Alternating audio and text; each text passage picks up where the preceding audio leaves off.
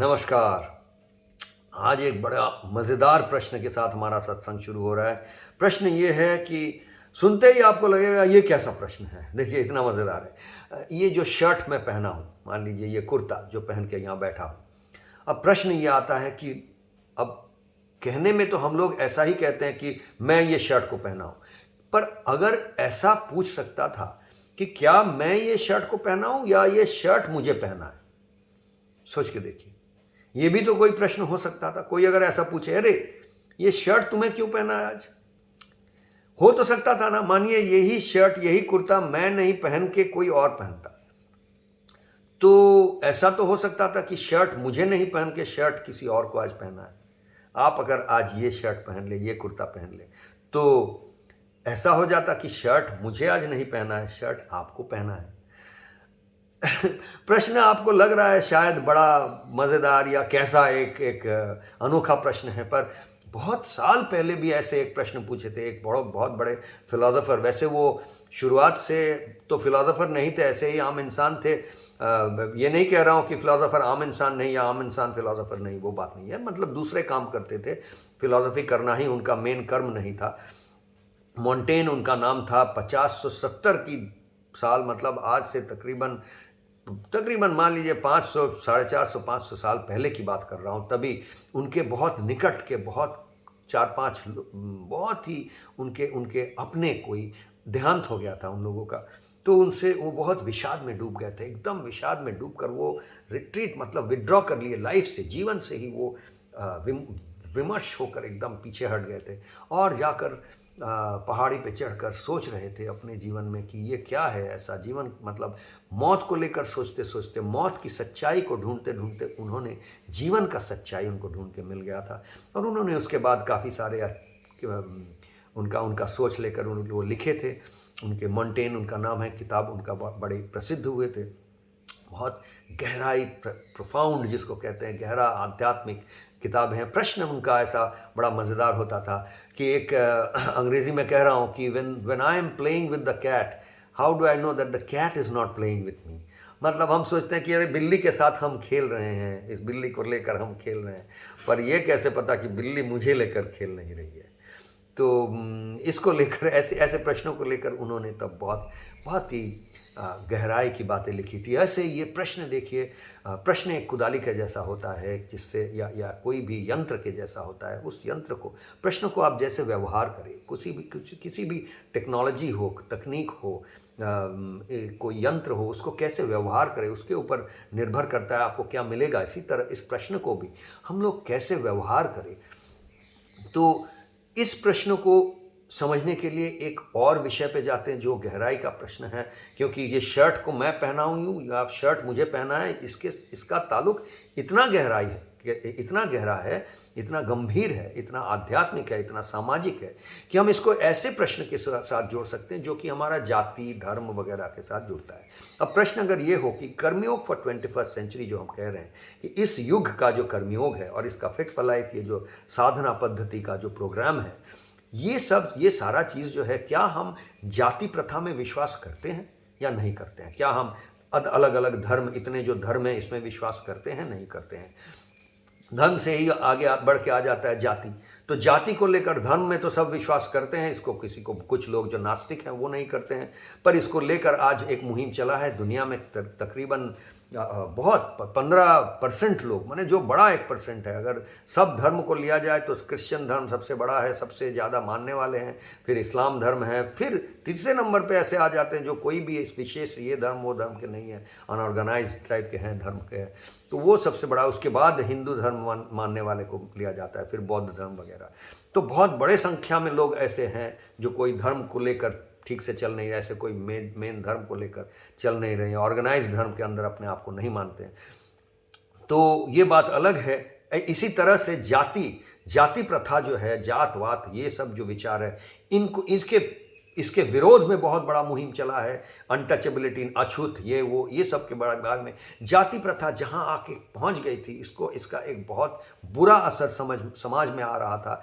ये समझा गया, इसीलिए हमारे देश में भी ये विशेषता हमारे देश के लिए बहुत बोला जाता है। लेकिन हमारे देश का ही बात नहीं है, कहीं पर भी देखिए पश्चिम में, आधुनिक पश्चिम जो डेवलप्ड बोला जाता है, विकास हुआ है जहाँ, ऐसे देश में देखिए वहाँ पर भी ऐसे जात जो हम कहते हैं, कास्ट सिस्टम शायद ना हो लेकिन क्लास सिस्टम है। पॉल फुसेल नामक एक लेखक हैं, उनका बहुत बड़ा, बहुत ही एक ऐसा किताब था, जो किताब मैं जब भी अमेरिका में पढ़ रहा था, मास्टर्स पढ़ रहा था उस कम्युनिकेशन को लेकर, समाज व्यवस्था को लेकर, वहाँ पर मेरे प्रिस्क्राइब्ड किताब हुआ क्या था, ये पॉल फुसेल उनका किताब था। अमेरिका में कैसे क्लास सिस्टम, यानी कास्ट नहीं, जाति प्रथा नहीं, लेकिन क्लास, विभिन्न तरह के दर्जा के लोग हो गए हैं, अलग अलग दर्जा में बंट गया है अमेरिका जैसा एक देश। तो ऐसा नहीं है कि ये जो बातें कह रहे हैं ये आज नहीं है। लोग इसको लेकर तर्क वितर्क बहुत है कि ऐसे क्लास होना चाहिए, कास्ट होना चाहिए, जाति भेद होना चाहिए, नहीं होना चाहिए। तर्क वितर्क जो भी हो, सच्चाई ये है कि है, अलग अलग जाति भेद है। यहाँ पर तो हम देखते हैं जैसे बैकवर्ड क्लास, ओबीसी, ये वो अदर, ये क्लास वो क्लास, ब्राह्मण, फॉरवर्ड क्लास, ये सब को लेकर हमारे देश में, भारत में तो ये है, इसको लेकर बहुत सारी काम हो रही है। सारे विश्व में ऐसे हुए हैं जी, बहुत काम ऐसा होता है कि ऐसा मान्यता दिया गया है कि बहुत समय से ऐतिहासिक तौर पे ऐसे समाज व्यवस्था ऐसा हो गया था कि बहुत लोगों को धर्म या जाति के आधार पर पीछे छोड़ा गया, उनको हर तरह का सुविधा नहीं दिया गया, दूसरे लोग आगे चले गए। तो इसमें समता लाने के लिए बहुत सारे काम हो रही है कि उनको विशेष सुविधाएं दिया जाए। इसको लेकर भी तर्क वितर्क, विचार विमर्श कितना कुछ है। उन तर्कों में नहीं जाते हुए हम इस प्रश्न को कर रहे हैं कि कर्मयोगी जो है, आज के युग में कर्मयोगी जिसको हम कह रहे हैं, वो क्या, हमारे विचार मनसा में क्या जाति प्रथा होना चाहिए या नहीं होना चाहिए, जात होना चाहिए, अलग अलग ग्रुप, अलग अलग ये होना चाहिए या नहीं होना चाहिए। अब नहीं होना चाहिए तो फिर हम बोल देंगे कि, अगर देखिए इस बात को सोचिए, अगर हम बोलते हैं नहीं नहीं नहीं ऐसा कुछ नहीं होना चाहिए, ये कौन कह रहा है? कर्मयोगी कह रहा है। कब का कर्मयोगी? आज के ज़माने का कर्मयोगी अगर ऐसा कहता है तो वो अपने आप में एक अलग जात हो गया। भाई कैसे लोग हो गए जो ये मानते हैं, ये कौन लोग हैं? ये भाई कर्मयोगी है, तो ये अपने आप में एक अलग जात हो गया। तो कैसे ये हो सकता है कि जाति ना हो? इसलिए हम ये मानते हैं कि जाति प्रथा तो है और रहेगा ही, और जात भी है, लेकिन किस तरह से हम जाति प्रथा को मानते हैं, जात विचार करते हैं, वो थोड़ा समझ लीजिए। आप समझेंगे तो बड़ा क्लियर हो जाएगा, बहुत चीज़ आसान हो जाएगा। हम भाई कर्मयोग फॉर 21st सेंचुरी को मानने वाले, कर्मयोग फॉर 21st सेंचुरी के साधक जो है, उनके लिए हम कहते हैं कि वो कौन सा जाति प्रथा को माने, वो इतना ज़्यादा जाति प्रथा को माने, वो जात पात को लेकर इतना ज़्यादा वो स्ट्रिक्ट है, इतना ज़्यादा स्ट्रिक्ट है। कितना ज़्यादा स्ट्रिक्ट है वो अभी मैं समझाऊंगा। वो बहुत हद तक मानते हैं, इतना हद तक मानते हैं कि वो पूरा जाति प्रथा जो है वो पूरा गल के डिसॉल्व हो जाता है, पूरा घुल के मिल जाता है। कैसे? हम ये मानते हैं, ऐसा तो सब लोग कहते हैं, देखिए जो सोच विचार रखने वाले लोग, हमें सब मानते हैं कि जन्म के आधार पर जाति प्रथा नहीं होना चाहिए। ये कहते हैं कि हाँ, आप देखिए अगर ब्राह्मण के घर में कोई पल गया जो ब्राह्मण का अपना बच्चा ना हो, गोद लिया हुआ बच्चा हो, तो उसको भी ब्राह्मण अपने जैसा ही पालता था। पहले भी ऐसा होता था, जब जाति प्रथा माना जाता था अलग अलग तरह से, तब भी ऐसा है। तो वो तो धर्म को लेकर भी ऐसा होता था कि किसी धर्म के घर में कोई पल गया, गोद लिया, तो ये तो हो ही जाता था, इसको माना जाता था। तो भाई जन्म के आधार पर किसके कोख से आप जन्म लिए उसके ऊपर नहीं। आप यशोदा मैया, आप देखिए कृष्ण को देवकी की, जितना लोग जानते हैं देवकी के बेटा हिसाब से, उससे ज़्यादा लोग प्रसिद्ध, सब भजन गद सब कुछ में ऐसा ही है कि वो यशोदा मैया। तो जो भाई आप जहाँ पल रहे हैं वहाँ का ज़्यादा असर मान लिया गया है। किसके कोख से जन्म हुआ है ये बड़ी बात नहीं है, ये तो मान लिया गया है। अभी भी ये बोला जाता है भाई जन्म से, जो बहुत इसमें आगे सोच के लोग हैं वो बोल रहे हैं कि जन्म के आधार पर नहीं होना चाहिए। भाई ये आपके गुणों के आधार पर होना चाहिए, आपके क्वालिफिकेशन पे, आपका कितना कौन सा क्वालिफिकेशन, यानी सिद्धि। आप साधना किए हैं तो आप में जो गुण समाया है, तो आप डॉक्टर के घर में जन्म होने से ही डॉक्टर नहीं बन गए। आप अगर डॉक्टरी पढ़े हैं, डॉक्टरी को लेकर अपना उसमें आप सिद्ध पुरुष बने हैं, तब आप डॉक्टर बने हैं। डॉक्टर के घर में जन्म होने से तो आप डॉक्टर नहीं बन गए। इसी तरह से मुसलमान का घर में या हिंदू का घर में जन्म होने से ही आप मुसलमान नहीं हो गए, हिंदू नहीं हो गए, सनातनी नहीं हो गए। आप जब तक नहीं उसका साधना किए हैं और उसको अपने अंदर समाये हैं, आप सिद्ध पुरुष बन गए उस विषय को लेकर, उस धर्म को लेकर, तब तक आपको उस विषय का, उस जात का नहीं माना जाएगा। ऐसा ही मान्यता बोला जा रहा है। तो कर्मयोग फॉर 21st सेंचुरी के मानने वाले हम ये कह रहे हैं भाई, हम इसको और एक दर्जा आगे लेकर जाते हैं। हम ये भी नहीं कहते हैं कि आपको कहाँ तक कौन सा क्वालिफिकेशन, किस डिग्री कब मिल गया, उसके आधार पर ही हम आपको स्टैंप मार देंगे आप डॉक्टर हैं, या आप मुसलमान हैं, हिंदू हैं, आप ब्राह्मण हैं, ऐसा कुछ भी नहीं कह सकते।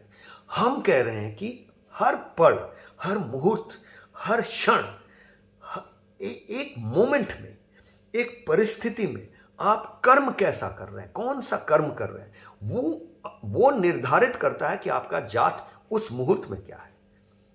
तो एक पल में अगर मैं सिखा रहा हूं तो इस पल मैं शिक्षक हूं। अगर मैं ब्राह्मण का काम कर रहा हूं इस वक्त तो मैं ब्राह्मण हूं। वही मैं अगर किसी और समय शूद्र का काम कर रहा हूं तो मैं शूद्र हूं। अगर मैं क्षत्रिय का काम कर रहा हूं, लड़ाकू तेज में हूं, लड़ाई कर रहा हूं, तो मैं क्षत्रिय हूं। तो हम भाई कोई है नहीं, हमारा जो शाश्वत मैं जो हूं वो तो कुछ है ही नहीं, ये हम मानने वाले हैं, वो है ही नहीं। सिर्फ हमारा कर्म है, और कर्म उस मुहूर्त में है, उस पल में है, जिस समय मैं कर रहा हूं वो है। तो हम विचार उसका ही करते हैं कि वो कर्म कौन सा जाति का है।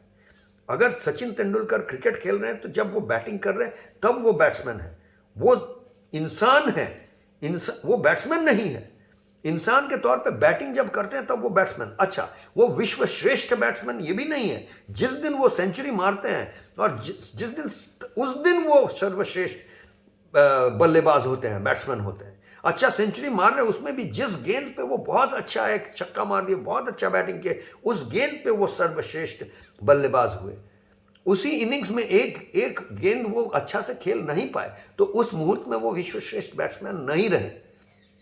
तो ये जो हमारा विचार है, हमारा मानना है, ये ऐसा है कि हम इंसान जो है, हमारा जो शाश्वत निर्गुण निराकार जो मैं हूँ, मेरा वो भी तो एक अंग है जो निराकार है, निर्गुण है। वो जो अंग है वो बिल्कुल शाश्वत मेरा अंग है, उसमें कोई जात धर्म कुछ भी नहीं है, हो नहीं सकता है। लेकिन उसमें मैं ये शर्ट पहन लेता हूँ, ये शरीर को पहन लेता हूँ, सबसे पहले ये मन को पहन लेता हूँ, मन को आधारित कर लेता हूँ, ग्रहण को कर लेता हूँ। कभी एक मनसा ग्रहण कर लेता हूँ, कभी शरीर ग्रहण कर लेता हूँ, कभी शर्ट ग्रहण कर लेता हूँ। ये सब होते रहता है। तो बात यह है कि शर्ट शरीर को ग्रहण कर लेता है, शर्ट। और तो ऐसा हम जब कहते हैं शर्ट मैं पहना हूँ, तब ये बात नहीं है, मैं पहना नहीं हूँ। मैं जब कहता हूँ मतलब ये शरीर जो है, शरीर शर्ट के लिए एक हैंगर है, उसमें तो शर्ट शरीर को ग्रहण कर लिया है, शरीर शर्ट को ग्रहण कर लिया है। ये शरीर और शर्ट मिलकर भाई, और उसके अंदर एक मनसा है, एक एनर्जी है, प्राण है, ये सब मिलकर कुछ कर्म कर रहे हैं। उस कर्म से आधारित होता है कि मेरे शर्ट के ऊपर कौन सा लेबल उस मुहूर्त में लगाया जाएगा। डॉक्टरी कर रहा हूँ तो डॉक्टर का लेबल, अगर अच्छी डॉक्टरी कर रहा हूँ तो अच्छा डॉक्टर, अगर बुरा डॉक्टरी कर रहा हूँ तो बुरा डॉक्टर।